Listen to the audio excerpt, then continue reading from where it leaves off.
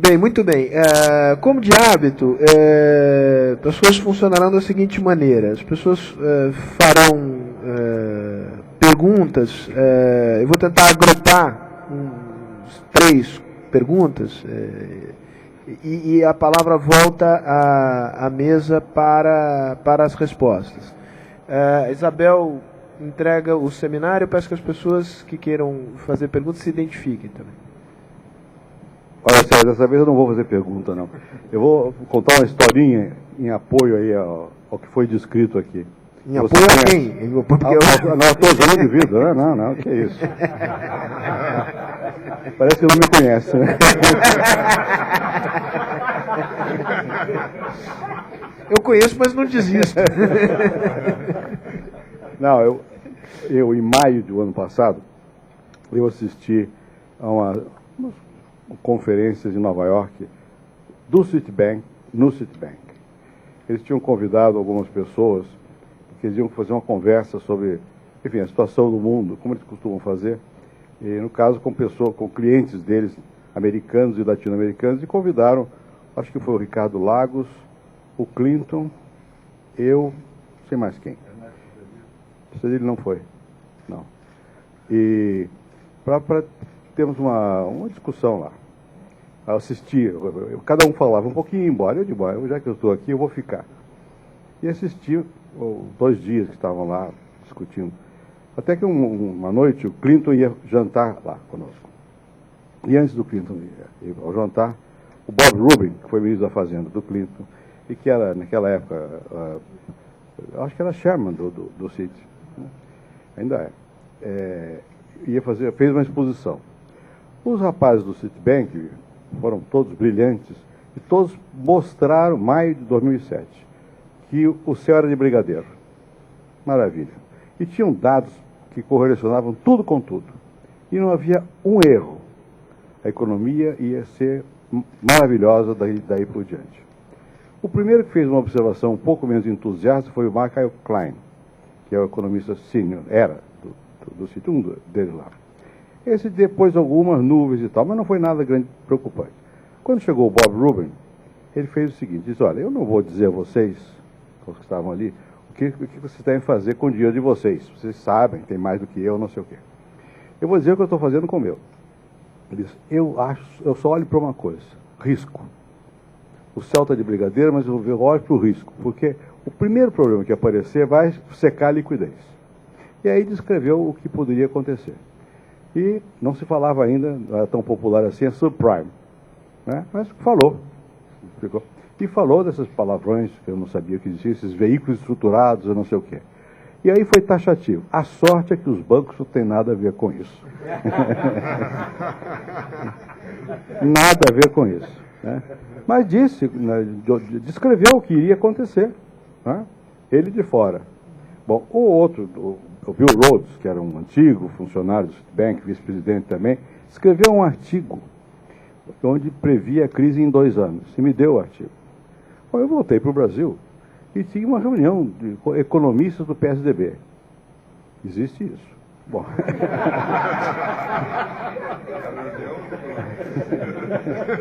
Bom, eu fui lá para encerrar a reunião, não sou economista, e eu ouvi aquela conversa toda, céu de brigadeiro. Mudou tudo no mundo, a estrutura hoje é outra, já não disseram que não há crise, mas praticamente não. Bom, eu sou uma pessoa antiga, acho que tem ciclo, né? Acho que de vez em quando há queima de mais-valia, essas bobagens todas, né? E eu disse, olha aqui, eu também estou de acordo com vocês, não vou discutir e tal, mas contei um pouco da história. Ninguém levou a sério. Eu não vou dizer quem foi, mas houve uma única pessoa aqui no Brasil que eu contei a história, e essa pessoa se assustou e chamou o filho e disse, olha, cuidado que vem crise aí. E depois disse, olha, das 8 últimas crises, 7 se iniciaram no sistema imobiliário. Então é isso que foi dito aqui, foi isso mesmo. Estavam todos numa imensa alegria, mas isso é antigo. Tem o livrinho do Goldberg sobre crises, as pessoas acreditavam nas tulipas. Quer dizer, tulipa é mais volátil do que casa. Né? E fizeram derivativos em cima de tulipa. Né? E todo mundo embarcou nas tulipas. A primeira grande crise foi a crise das tulipas. Século XVII. Quer dizer, E em casa é mais sólido, né? Enfim, eu acho que isso eu não vejo muita diferença realmente no processo. Também acho que não é só a natureza humana, é ela quando está condicionada pela busca incessante do lucro, que resulta nisso, tem que resultar nisso. E também não vejo muito, mesmo que deve ser, acho que tem que regular. Quanto mais, isso era possível de ser feito. Mas que em certos momentos a tendência do sistema é de extrapolar seus limites, né? O Brodel todos conhecem, um livro fantástico sobre o Mediterrâneo, onde ele mostra isso já lá atrás. Quer dizer, você chega em um certo momento, na linguagem aqui mais moderna, essa exuberância irracional acontece, né? E a gente tem que estar sempre atento a ela, sem muitas ilusões de que, por saber, vai evitar que ocorra. Mas pode, pelo menos, minorar. Por fim, para não quero cansar, também concordo com o seguinte: acaba afetando a economia real. Eu acho que as exposições feitas aqui foram muito claras. Quanto afeta, mais, menos, acaba afetando, porque, evidentemente, quando você tem um apertão de crédito, vai ter que ter. O Rogoff esteve aqui faz o quê? 3 semanas? 2. Bom, ele tem... A descrição é a mesma, a prescrição é outra, ele quer que quebre, né? Ele acha que realmente, quanto mais depressa houver essa diminuição do sistema financeiro, melhor. Talvez o Banco Central não devesse ter feito o que fez. Bom, eu acho que quem passou pelas experiências que nós passamos aqui, pelo menos alguns de nós passamos diretamente por experiências dramáticas de crise financeira, sabe que não pode ser assim. E que com moral hazard ou não, com prescrição que permite ou não permite o Banco Central agir, tem que agir, porque se não agir, aí realmente a coisa vai ser muito pior. O efeito não vai ser, digamos, é a velocidade com que vai acontecer. O Rogoff acha que quanto mais depressa é melhor, porque quebra e recupera, né? Bom, ele não está preocupado com quantos morrem nesse processo, né? Eu acho que quem tem uma certa sensibilidade de outra natureza tem que se preocupar com quantos morrem. Vai ter um efeito grande, vai demorar algum tempo, mas se puder diminuir o efeito letal da crise, é melhor. E a função dos bancos centrais não é outra, é essa. Eu só queria dar esse depoimento para reafirmar, é assim mesmo, as pessoas embarcam e mesmo quando sabem, arranjam uma maneira de dizer, não, mas não é comigo não. E continuam apostando. E ainda bem, senão a bolsa fechava. Boa tarde, meu nome é Sérgio Cardoso, sou da Equifax, do Bureau de Crédito aqui no Brasil, e ficou bem claro para mim que, em termos de regulamentação, nós precisaríamos de uma regulamentação firmes na originação dos problemas em termos de produto, e aí viria então os mercados mais influentes, né, no caso onde originou nos Estados Unidos. No Brasil, nós simplesmente sofremos por um feito de globalização, mas tudo isso é passado. Como é que a mesa vê a questão do futuro agora, né? Porque em termos de regulamentação não tem mais o que fazer. Como é que a mesa vê a prospecção do futuro em termos dessa crise e como se prevenir a outras? Marcelo Kfouri, economista-chefe do CIT. Eu quero fazer pergunta para os ex-membros do Banco Central. 2 semanas atrás, 2 dias antes do Rogoff vir aqui, teve um seminário lá de metas de inflação, já tradicional, acho que no ano que vem vai completar 10 anos, e um cara do FMI, um italiano, esqueci o nome, apresentou um paper, Glad Boons, The Good, The Bad and The Ugly. Então, a minha questão é a seguinte, se vocês acham que está havendo uma bolha de crédito no Brasil, porque a gente tenta olhar os dados, não vê nenhuma desaceleração na margem, a gente viu uma substituição do crédito pessoal para leasing de automóveis, os automóveis continuam crescendo 30%, e a gente vê que a demanda doméstica crescendo 8% por um produto potencial de 4,5%, não vai ter jeito de resolver isso se você não conseguir segurar um pouco o consumo, já que o investimento, os períodos mais longos de maturação, eu acho que alguma coisa vai ter que ser feita mais de curto prazo para tentar diminuir a demanda via crédito.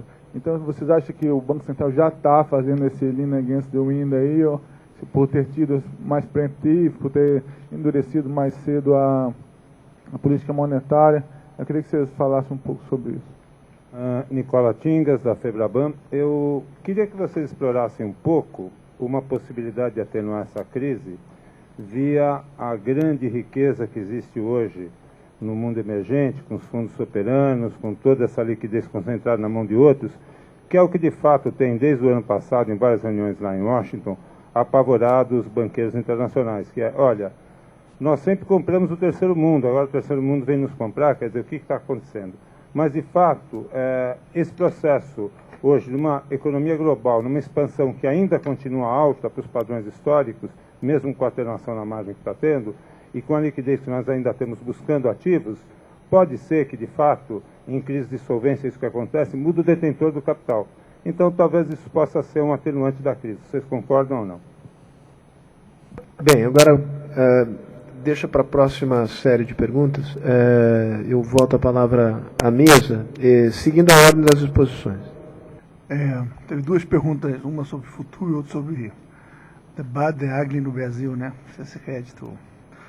Eu falei que achava que o que é virtudes no sistema financeiro internacional acabaram virando defeitos.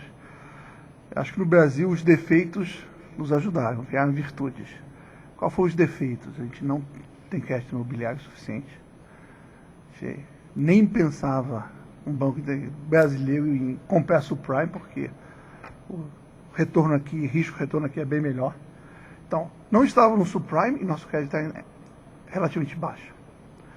Isso é uma virtude porque quando estoura aqui de subprime, a gente ainda está no processo de subida. E a gente está tendo essa discussão aqui no momento onde o contracíclico, que é essa ideia de atuar agora, pode ser feito. Eu acho que tem que ser feito. Eu não tenho dúvida. A dificuldade de se fazer está na cara. Não tem essa ideia de propor restrições ao crédito, já está sendo discutido, que eu saiba, há meses. Por que não sai? Porque não é urgente. Porque está tudo bem. Porque nada, como sempre. Então a dificuldade de atuar nesses momentos está claro exatamente. Por que não foi feito nada antes? Pelo mesmo motivo que aqui não está sendo feito. A vantagem que a gente tem é que a gente está vivendo num contexto internacional que fica muito evidente que tem que fazer. Então talvez a gente consiga, pelos nossos defeitos, fazer alguma coisa nesse momento antes que o nosso subprime de 5 anos apareça. Eu acho que a gente deveria pensar. Um outro ponto que foi colocado, acho que aí eu concordo, essa questão do deixar o Banco Central com a flexibilidade para poder atuar. Não porque vai conseguir fazer tudo certinho, mas que tenha um mínimo de institucionalidade, alguns instrumentos, para que pelo menos o número de processos na hora da saída diminua. Porque pelo número de processos que tem hoje, alguém que sai do governo, eu acho que hoje acho que impede salvar alguém. Me parece. Pode ser que tenha um herói aí que faça isso, mas pela quantidade, assim. Acho que o Bernanke não faria o que fez aqui. E condenações. Então, de novo, não temos, mas talvez pelo contexto internacional a gente consiga institucionalmente criar algo que eles estão propondo lá, mas a gente pode criar aqui para permitir que quando chegar o nosso subprime e tal, a gente tenha um pouco a institucionalidade colocada. Sobre a questão das riquezas, fundo soberano, se ajuda. Não tenho certeza. Eu acho que a gente realocou riqueza, né? De um lugar para o outro. Os Estados Unidos ficou devendo, os fundos soberanos estão com crédito, isso melhora, não sei, realocou riqueza, não é que o mundo está mais rico com isso, isso apenas realocou. E realocou para algumas instituições que, por exemplo, a grande crítica é que eles são menos transparentes e que têm, digamos, aspectos políticos mais relevantes que outras entidades econômicas. Então, para alguns, é pior que o dinheiro está concentrado nos fundos soberanos, que é a grande discussão no Congresso americano, sobre a questão do fundo soberano, que obviamente, quando a crise veio, esqueceram, né? Precisou do dinheiro, é bem-vindo.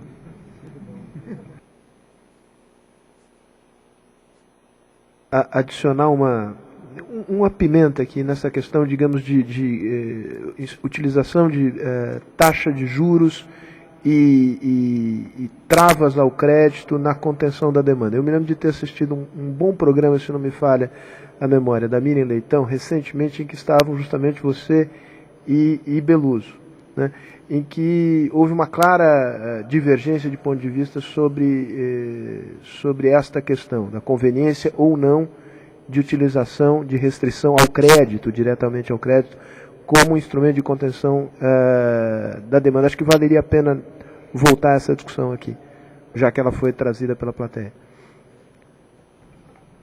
Bom, eu acho que é oportuno. A grande parte da minha carreira profissional foi no Banco Central, e grande parte da minha carreira no Banco Central foi na parte de normas. E isso me deu uma humildade muito grande em termos de regulação, principalmente esse tipo de regulação do crédito.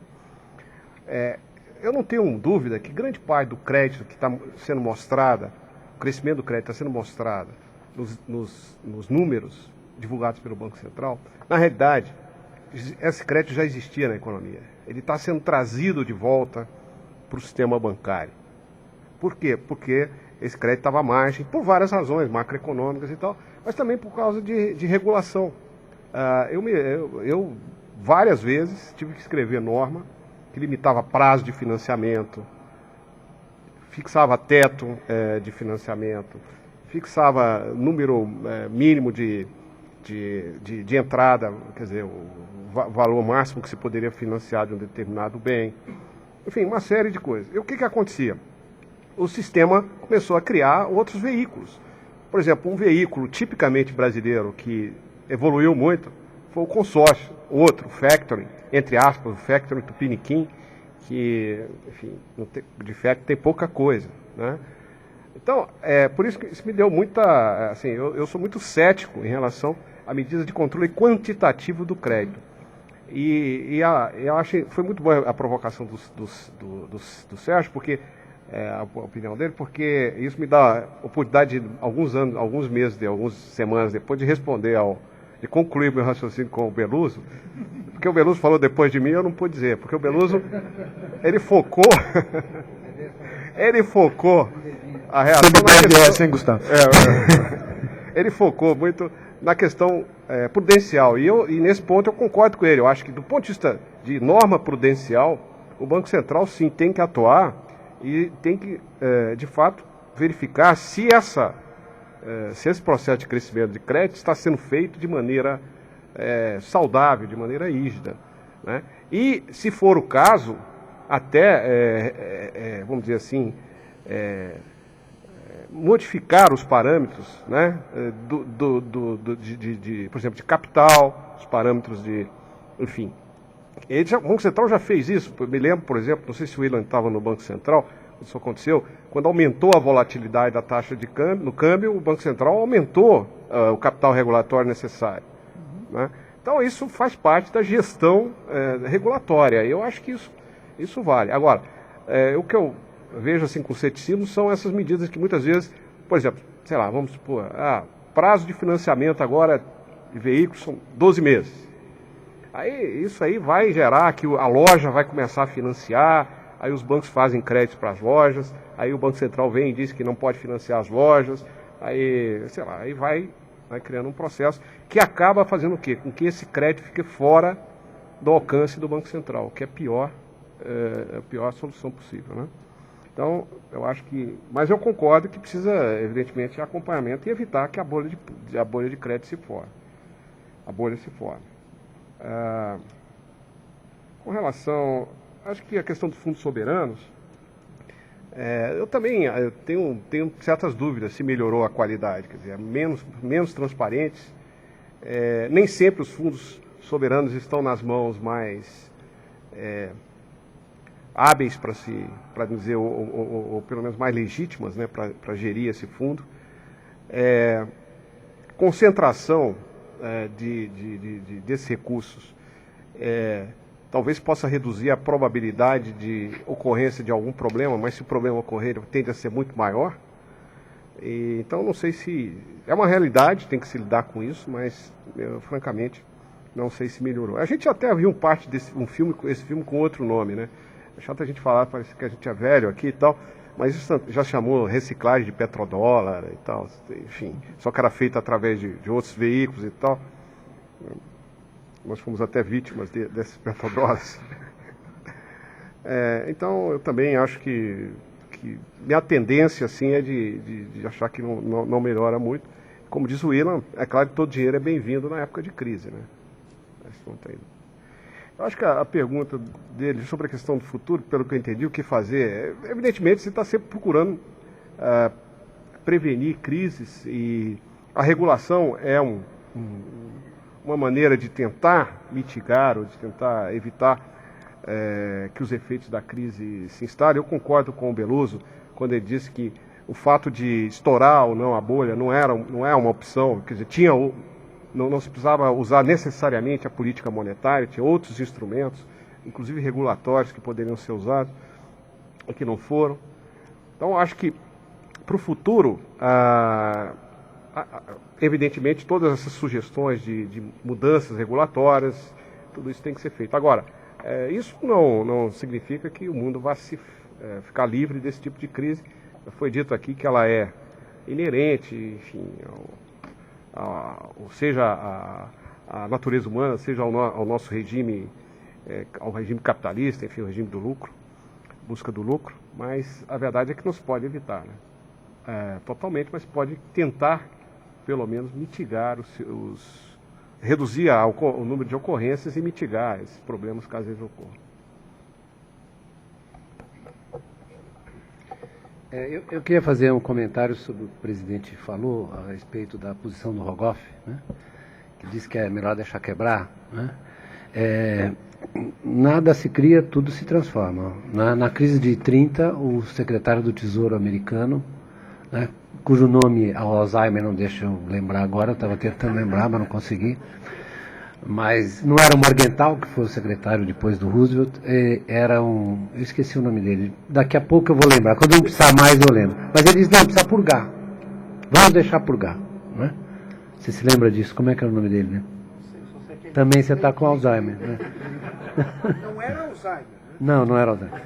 Mas o fato é que isso é uma posição que é politicamente inviável. Obviamente o Roosevelt entrou com um programa e executou outro. Como eu acho que o próximo presidente americano vai entrar com uma ideia, por exemplo, o McCain disse que não precisa fazer nada, deixa o barco correr. Na hora que a batata dele assar, ele vai ver o quanto é bom para a tosse, ele vai ter que intervir e vai ter que tratar. O fato é que, digamos, as instituições criadas depois da Segunda Guerra, depois da crise de 29, né, elas foram desmontadas apenas parcialmente. Por exemplo, a desregulamentação, ela afetou a relação entre bancos comerciais, bancos de investimento, etc. Ou seja, eles deixaram a farra, falaram, vamos deixar a farra correr ali, misturar as funções de banco comercial com banco de investimento, né? E foi a reforma de 99, não é isso? Mas a função de emprestador de última instância, ela não só foi ampliada na prática, como ela foi intensificada. E isso é um papel, está lá no... Tudo bem, alguém vai dizer que está lá no século XIX com...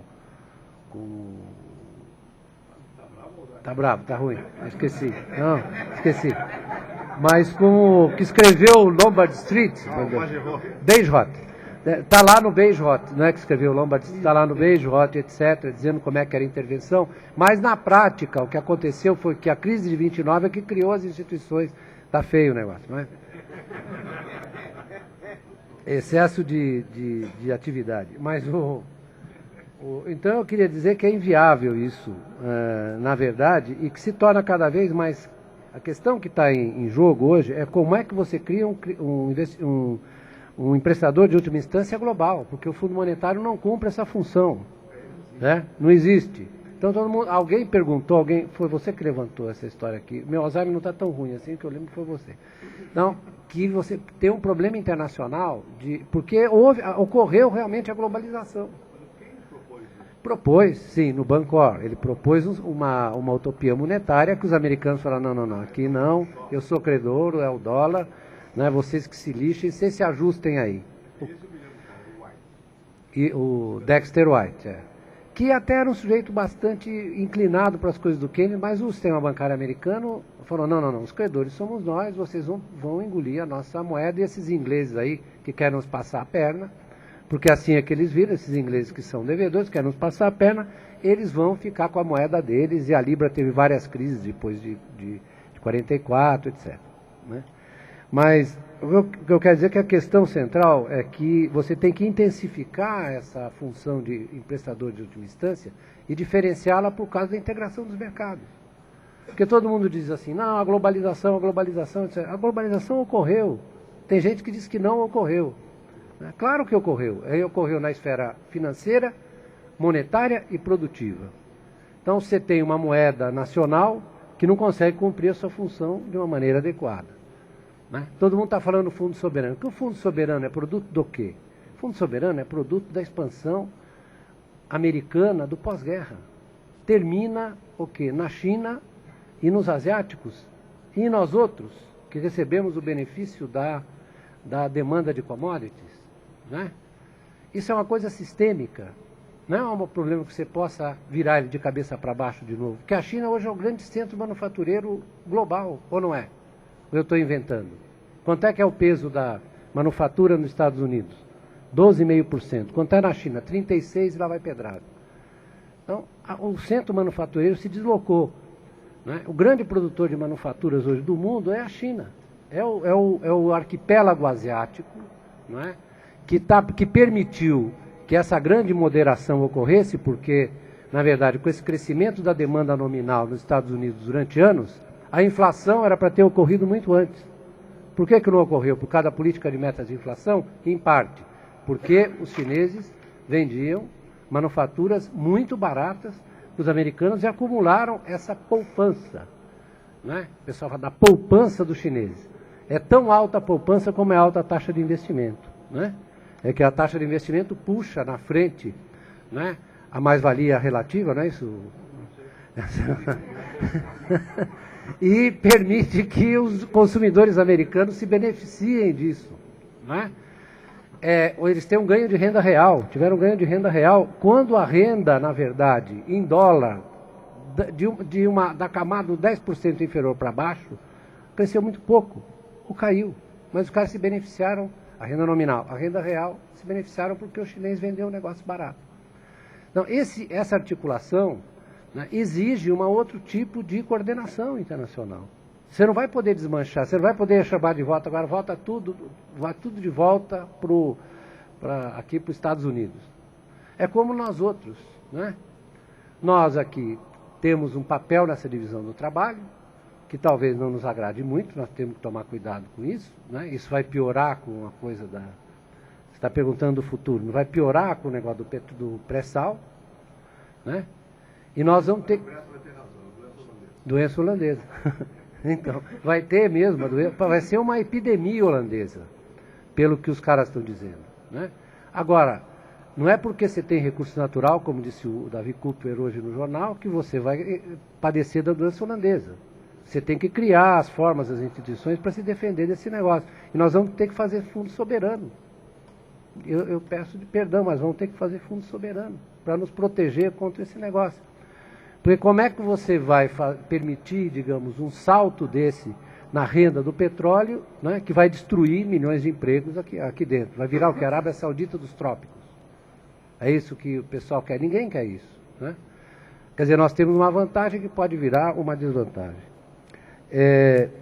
Então, eu temo sim, nesse momento, eu acho que nós temos 2 anos complicados, temos sim esse momento que nós possamos ter uma crise de crédito, não da proporção nada parecido com os Estados Unidos, mas a despeito de você estar bancarizando, você está fazendo com que o crédito volte, não significa que você não tenha que tomar medidas prudenciais.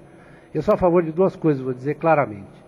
Que o superávit primário vira um superávit nominal, para você impedir que o excesso de demanda pressione a economia, né? Ou seja, respeite as regras da boa gestão cíclica da economia, né? Sejam elas de natureza fiscal, sejam elas de natureza creditícia. Né? Porque o que causou nos Estados Unidos o dano não foi exatamente o déficit fiscal, foi a expansão imoderada do crédito, em cima de uma percepção de que tudo ia bem, como disse o presidente, né? Agora todo mundo se deu conta, não, mas é verdade, de fato havia um exagero e tal. Mas quando estava ocorrendo, né, o pessoal estava achando muito bom, mas estava achando bom os governos, as famílias, as empresas e os bancos. Todo mundo estava achando bom. E isso é um fenômeno na verdade, da autorreprodução, de como é isso, como é que isso gera essas interações subjetivas que levam à crise. Né? Porque um acaba reforçando o sistema é autorreferencial. Né? Ele não está preocupado se vai dar crise ou não, ele é autorreferencial, ele funciona de acordo com essas leis. Não adianta a gente querer brigar, você pode tentar, de uma certa maneira, disciplinar, mas é da natureza dele ser assim.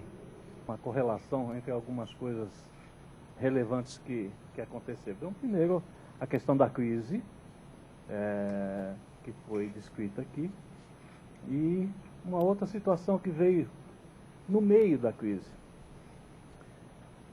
O grau de investimento para o Brasil. Isso seria um atestado de que nós estamos imunes à crise? Nós somos um porto seguro? Ou as agências erraram 2 vezes? Roberto Paranhos, do Rio Branco, titular de atividades, presido principalmente a Câmara de Comércio Brasil-Índia. Mas justamente uma coisa falando do futuro, há muito tempo se repete e se repete, inclusive o atual vice-presidente tem sempre também repetido essa história de Banco Central sempre segura só com aumento de juros. Por outro lado, aquilo que o Loyola falou há pouco, eu também ia agregar no seguinte sentido. Eu, como primeiro diretor, no aspecto de diretor comercial do Grupo Brastemp, do grupo que eu fui, e depois também no grupo todo, a gente a vida inteira brigou para que o varejo não fosse tão só financeiro e fosse mais ter lucro mercantil. Eu acho que pelas coisas que você citou, de várias coisas que nos levou para o grande devedor, mal devedor, a inflação sempre foi um benefício e para o pequeno devedor sempre foi um enorme malefício. Então, acho que o Brasil sempre falou, e está acontecendo hoje, é uma grande oportunidade o pequeno endividamento que o consumidor tem. Hoje estamos vendo esse crescimento, tem atraído a opção de empresas do exterior, inclusive vindo para participar, para dar crédito, etc., e os bancos voltaram a realmente ter um papel nesse sentido. Mas nessa ligação, de continuarmos aumentando o juro para segurar, então faço primeiro uma pergunta de fazer comentário. Muitos economistas falam que há outros mecanismos que não só meramente o aumento do juro. Eu gostaria de ouvir suas observações e sugestões. De outro lado, se há algo que possa fazer sem ter esse espírito de interferir tanto na economia, mas de fato para apressar, acelerar, e aí que eu digo, cada vez mais alto o lucro, o juro, mas o setor, principalmente os bens duráveis, continua com essa cabeça de ganhar dinheiro no lado financeiro e não no mercantil. Mesmo um pequeno lojista podendo, e eu ainda convivo muito com todo esse setor, ele financia até onde pode a sua venda a prazo. Aquilo que ele não pode, hoje ele repassa para as instituições que voltaram a ter um papel importante. Então, um é o comentário dessa questão de outros mecanismos que não só o mero aumento de juro por parte do Banco Central para conter a inflação, e o outro que também esse mesmo sistema de aumentar juro acaba estimulando a mantermos uma cabeça no Brasil de que, de fato, o juro sempre deve ser mais do lado financeiro e não buscar sempre um lado mais saudável, que seria também quem pode ter seus lucros mercantil. Boa tarde. Na verdade, são 2 comentários, não é uma questão. Primeiro, eu não quero polemizar com o meu ex-presidente e amigo Gustavo Loyola, que disse da dificuldade dificuldade de fazer controles quantitativos de crédito. Olha, a experiência minha no Banco Central, no último semestre, no segundo semestre de 94 e no primeiro trimestre do segundo semestre de 95, é que se não fosse que o Banco Central fez de controle quantitativo de crédito através de compulsórios, eu iria dizer que o Plano Real teria explodido em março de 95. A economia vinha crescendo a 15% ao ano. Isso é uma taxa chinesa. Então, se não houvesse aquela série de série de compulsórios sobre praticamente todas as contas bancárias, de empréstimo, sobre depósito à vista, sobre depósito a prazo, sobre poupança, sobre trava de crédito, porque você faz uma coisa, os bancos corriam, tentavam contornar essas limitações. Então, estou dizendo apenas isso, que, na verdade, naquele momento, aquilo foi fundamental para a sustentação do Plano Real. Senão ele teria explodido tão cedo como cruzado. Isso é minha observação pessoal. Então, na verdade, em alguns momentos, o Banco Central tem que realmente fazer outros instrumentos. Eu diria que, por exemplo, no caso de elevação de compulsório. É um instrumento legítimo de contenção de crédito. Não vejo porque está demorando tanto a ocorrer. Tá certo? Então, isso é apenas uma observação quanto ao que o Gustavo falou. E também quanto ao Beluso, uma observação mais formal. Ele está dizendo que o Fed não tinha um mandato para salvar o Bear Stearns. Realmente não tinha. O Fed tem um mandato para resolver o problema de sistema bancário comercial, bancos comerciais. O Bear Stearns era banco de investimento. Então, na verdade, não tinha nem acesso ao desconto. O que fez o Bernanke? Depois de ver 2 dias em seguida, o Bear Stearns perder 17 bilhões de dólares de captação, 17 bilhões de dólares, perdeu em 2 dias. Ele chamou os banqueiros no fim de semana e falou, olha aí, está o problema aí, vocês se virem. E o que aconteceu? O JP Morgan, que era um banco comercial, comprou o Bear Stearns e teve acesso a desconto. Então, na verdade, não houve uma infligência do mandato do Banco Central. O Banco Central deu redesconto ao... É formal, é um ponto formal, mas tudo bem. Legalmente, o Bernanke estava totalmente... Não, Alquimário, eu estou inteiramente de acordo com você. Eu estou dizendo que se o Banco Central do Brasil fizesse isso, eles iam algemar o presidente do Banco Central. Nós temos essa experiência. Eu estou dizendo isso Gustavo Loyola, eu temos bastante experiência disso aí. Muito obrigado, é só isso. Paulo França, do Só Economia. Eu gostaria de saber, o Dr. Gustavo Loyola falou da falta de flexibilidade do Banco Central para atuar efetivamente em uma crise de liquidez no Brasil. Queria saber até que ponto se a autonomia do Banco Central, uma possível votação disso no Congresso, permitiria que o Banco Central ganhasse essa flexibilidade. Voltamos aqui às perguntas. Eu queria agregar rapidamente uma. O Beluso fez aqui uma afirmação de que, na hipótese do pré-sal, de um grande afluxo de recursos em direção ao Brasil, o Fundo Soberano se torna uma inevitabilidade, né? Eu perguntaria se os outros membros da mesa concordam com essa afirmação.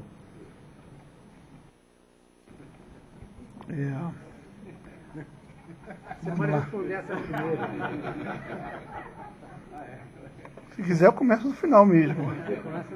Assim que tiver óleo e começar a ter dinheiro, pode ter fundo soberano.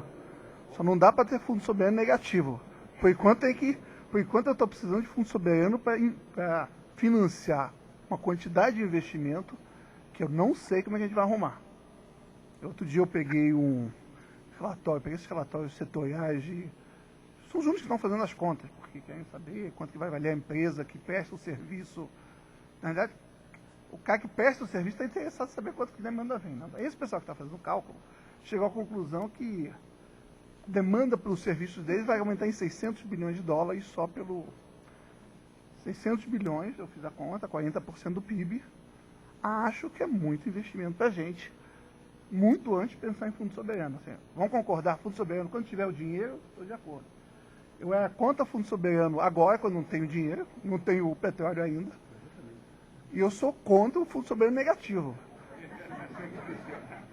que é o que a gente está precisando agora. Agora a gente deveria estar concentrado, o rombo soberano. A gente tem que estar concentrado em como nosso rombo soberano vai ser difícil. Hoje o governo gasta. Rombo soberano é assim. O governo federal investe 0,5% a 1%, é 80%. A Petrobras investe 1% do PIB. E o total é 40%. É claro que não é 40%, no primeiro ano. Não vamos dizer 10%. Digamos 10%. 10 é um belo rombo, como é que é? Rombo soberano.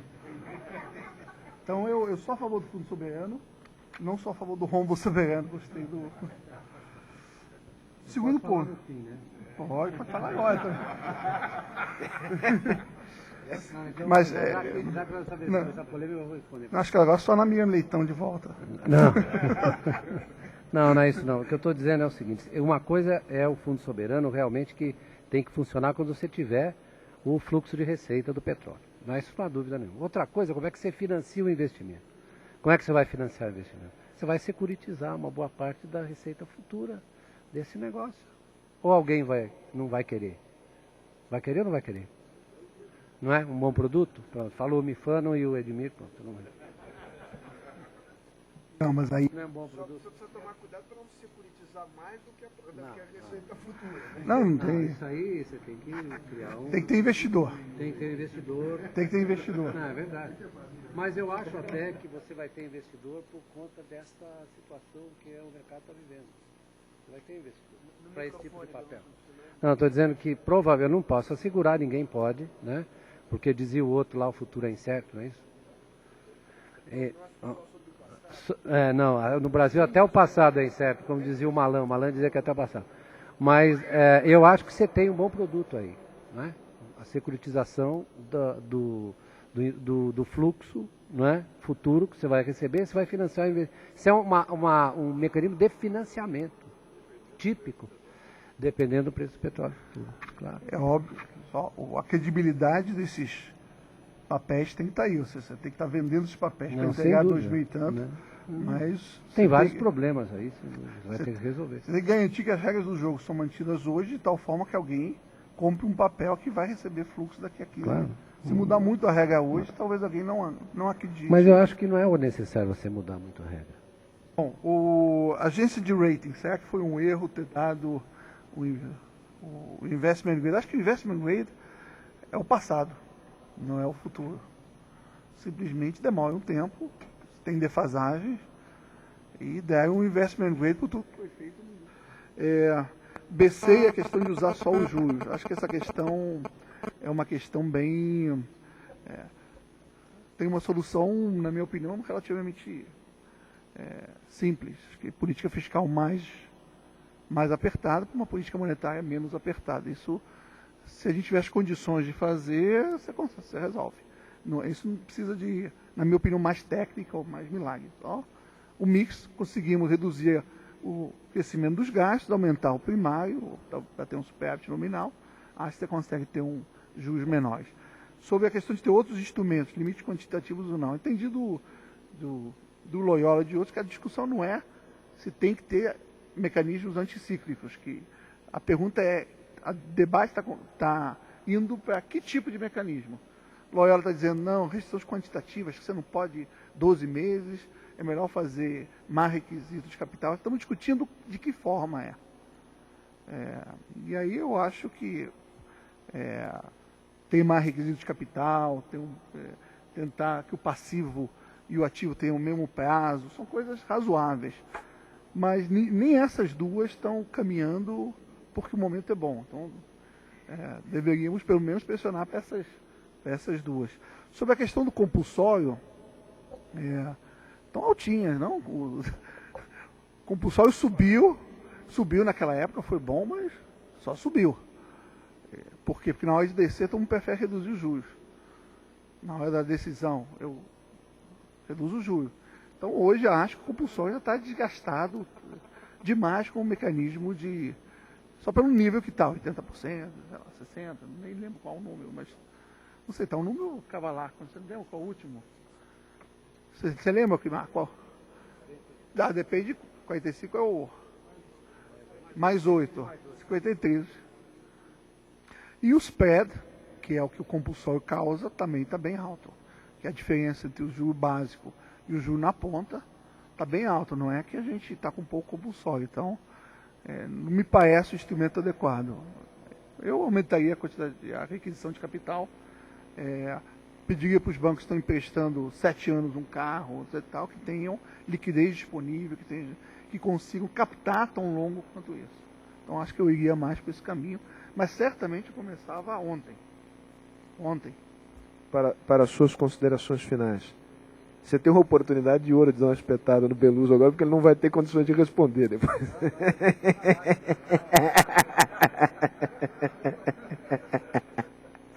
Ah, você entrou no... O Banco Central foi muito criativo em termos de compulsório, o que mais, sempre muito criativo. Tem até o caso do compulsório sobre o etc, né? Tinha uma... havia a norma, colocava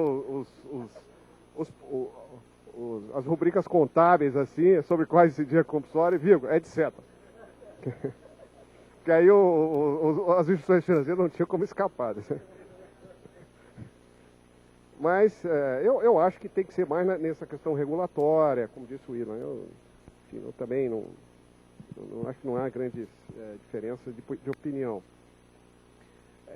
A questão dos instrumentos sempre de juros, como insiste o nosso vice-presidente, enfim, é porque está faltando outra política, né? E o Willan colocou bem, política fiscal.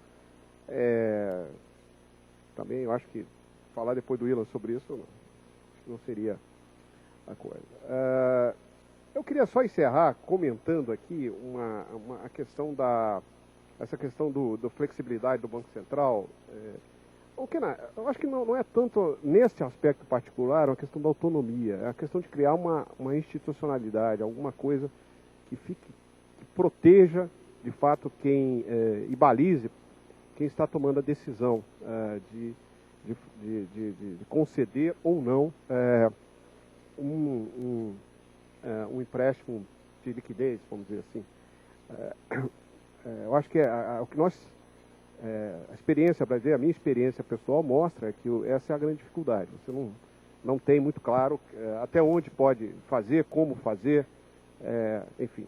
E isso expõe muito a instituição e as pessoas que estão na instituição, né? Então acho que isso que é a grande a questão. E finalmente a última questão sobre a questão do moral hazard, né? É impressionante, isso sempre é o conselho que se dá quando se está fora do governo. Eu acho que isso o Larry Summers, acho que escreveu um artigo, acho que foi para o Financial Times, falando do fundamentalismo, né, do moral hazard, né, as pessoas que usam isso como um guia, mas na realidade tem que ser muito pragmático no exercício das funções de Banco Central, de supervisão e tal. Então, eu vejo, certamente o Rogoff vai mudar de opinião se ele for para o FED, sem dúvida. Bom, eu também. Ou pelo menos que mude de opinião. Eu posso desse seu comentário, eu lembro de um economista amigo, que eu acho que está até aqui presente na sala, que fez a seguinte metáfora, que é: quanto mais eu caminho em direção à retaguarda, mais eu encontro valentões. Né? Realmente quando você está no front, a coisa é diferente. Bem, a menos que o Beluso tenha alguma intervenção fulminante a fazer no final, né, e eu não roubarei esse direito a ele de maneira nenhuma, eu acho que talvez fosse o caso da gente encerrar, porque eu acho que tivemos aqui um excelente debate e não há mal que sempre dure, nem bem que nunca se acabe. Então, esse bem aqui por hoje termina com o presidente faz uma menção aqui de dizer algo. Sim, oportunamente. De público, assumirei. Assumo aqui a responsabilidade de... Muito bem. Então ficamos aqui com esse compromisso assumido de público e eu dou por encerrada a sessão, agradecendo a todos, em especial a BMF Bovespa, Beluso, Ilan e Gustavo, muito obrigado.